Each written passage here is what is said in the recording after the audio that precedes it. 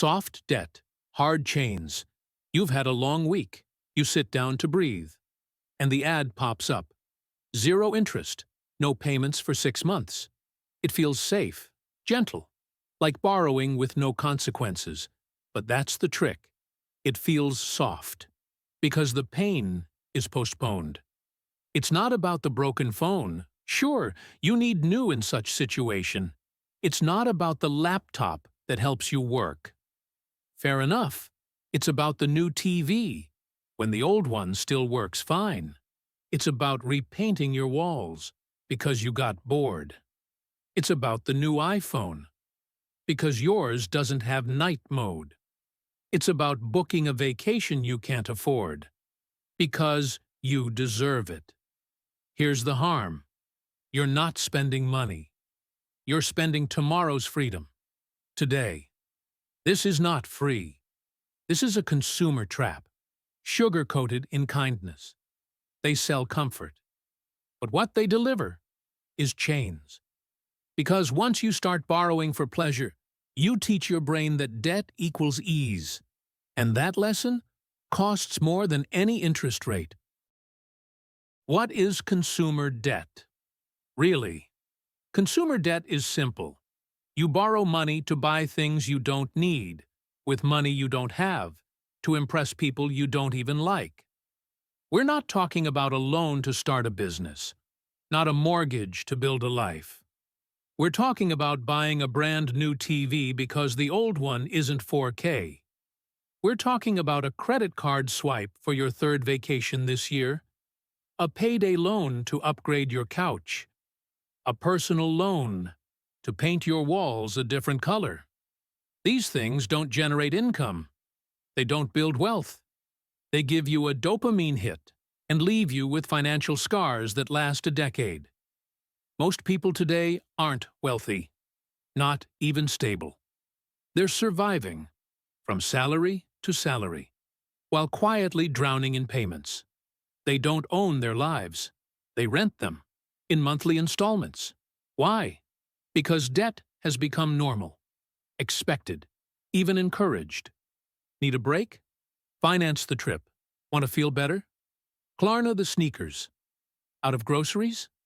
There's a card for that too. Social media floods you with luxury. Smiling influencers, perfect kitchens, weekend escapes. And always the same whisper. You deserve it. But behind that smile, a paycheck. They get paid to sell you a dream, and you pay with your future. Because the more you chase that image, the more you borrow your way into looking rich, while getting poorer. Consumer debt destroys more than money. Debt isn't just numbers on a screen. It's stress, anxiety, sleepless nights.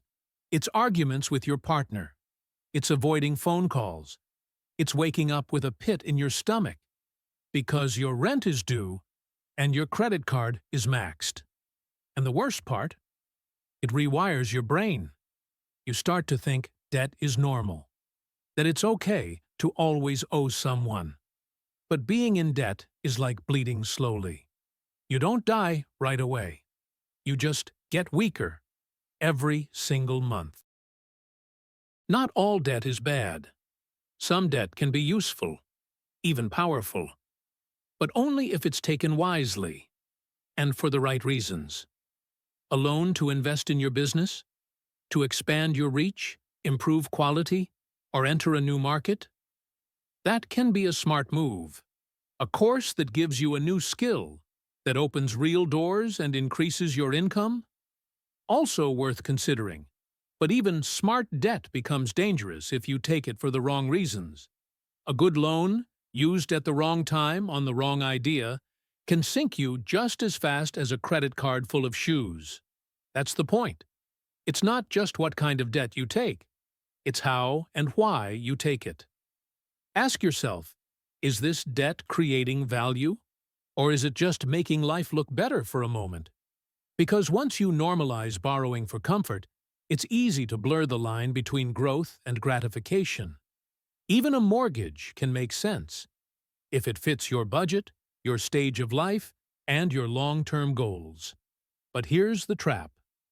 Too many people borrow to feel like adults. They buy homes they can't afford, just to look established. Your first place doesn't need to be perfect. It needs to be manageable, stable, not a ticking financial time bomb.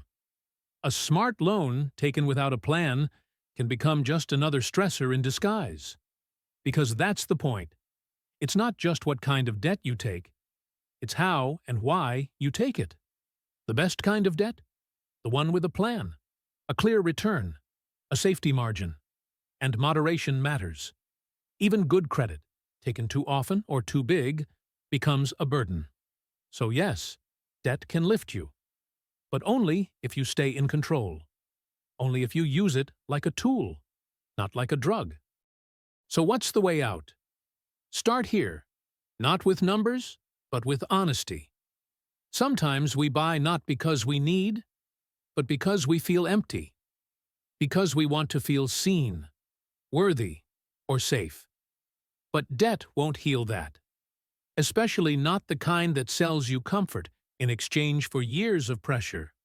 You deserve good things, a home, a fresh start, even luxury, someday.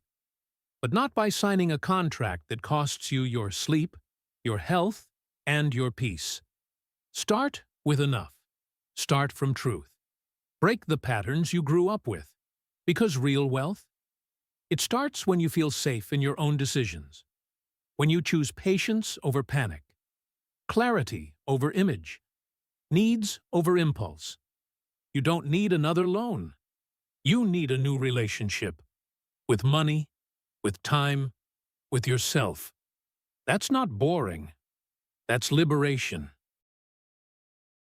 Like, share, and subscribe if you're ready to wake up to your habits, your worth, your money. See you again. And remember, debt is a choice. So is freedom.